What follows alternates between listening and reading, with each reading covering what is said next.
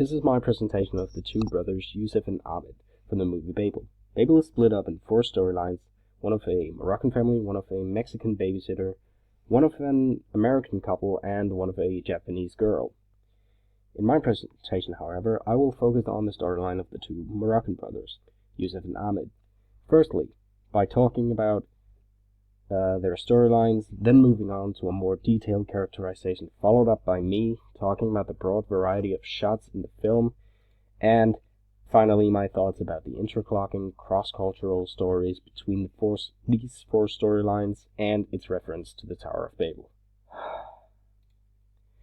Yusuf and Ahmed are 2 typical Moroccan children, and together with their family they live in a small hut on the top of a mountain, and the nearest neighbor is a good walk away. They are surrounded by a flock or herd of sheep that is being picked off one by some pesky jackals. In order to combat these jackals, one day their father gets his hands on a rifle from a neighbor, and after that everything just changes. We're first introduced to Yusuf and Ahmed's competitive behavior when the youngest and definitely most confident son, Yusuf, is picked to practice with the rifle so that he can hunt down these jackals which are eating their sheep. As an act of envy and impatience, Ahmed takes the rifle and wants to turn as well. However, Ahmed's lack of precision and him not being able to hit anything makes him a bit of a laughingstock towards among the family. Later on, the boys set off to shoot jackals, and at this point we get to know a bit more about the characters.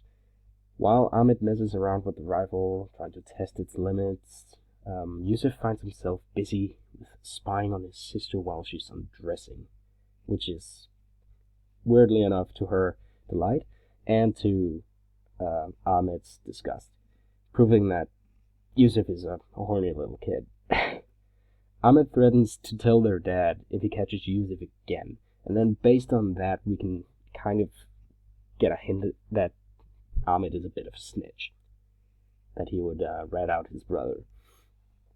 After a while, the herd of sheep leads them to a hilltop or a mountain, I guess, and this is where Ahmed decides to test whether or not the rifle can actually shoot up to 3 kilometers.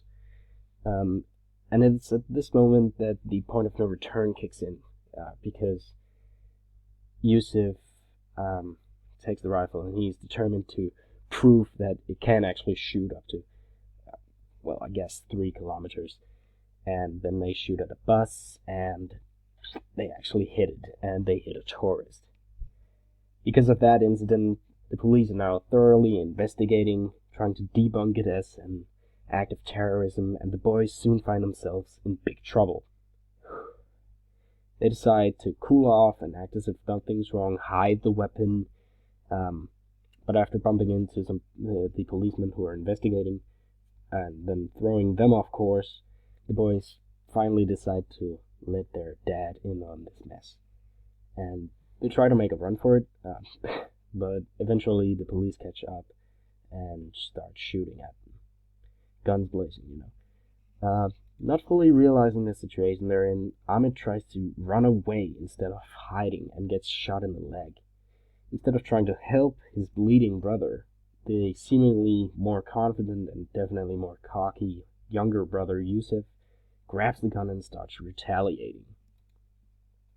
His father Abdullah demands that Yusuf stops firing and tries to force the weapon away from Yusuf, and at the same time Ahmed still tries to crawl away, and he is eventually shot in the back, from which he dies. At this point, Yusuf realizes the situation he is in, and he surrenders, pleading to these policemen to take him in and just to help his brother. As for the more detailed characterization, we can say that Ahmed is the eldest son in the Moroccan family, and Yusuf is the youngest.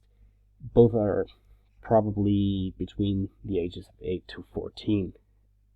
Ahmed is a bit of a snitch. He's trying to be, when they both tell the truth to their father, Abdullah, Ahmed quickly blames Yusuf and also and also mentions that Yusuf looks at his sister undressing, and that's ratting his little brother out. And it's probably got some this behavior, him being a snitch and all, and kind of insecure, I guess, less confident than Yusuf, is probably because he feels less valued, and he just wants his father's acceptance. Ahmed is trying his hardest to be responsible. That's why he feels like, because he's the eldest, he should have the gun, he should be picked more often. And Yusuf and Ahmed are very competitive, and they compete with each other. And this is, of course, because Ahmed feels less valued by his father, and definitely because Yusuf is more confident. Then we have Yusuf. Yusuf is a perverted little Moroccan boy who looks at his sister as she undresses, and he even masturbates later on. And we have character development. Yusuf's character develops in the end of the movie, where his brother Ahmed has been shot dead. He realizes what a mess they made, and realizes that because of it, Ahmed is dead. And this triggers his character development, as he then surrenders and loses his cocky persona and pleads to the cops to incarcerate him and to just do everything to help his brother, even though he's long gone. There's a variety of shots taken throughout the film, some more idyllic than others. Yusuf and Ahmed are mostly portrayed in close-ups and medium shots, but a few times they've also been in long shots as well. And they're actually kind of always in normal perspective.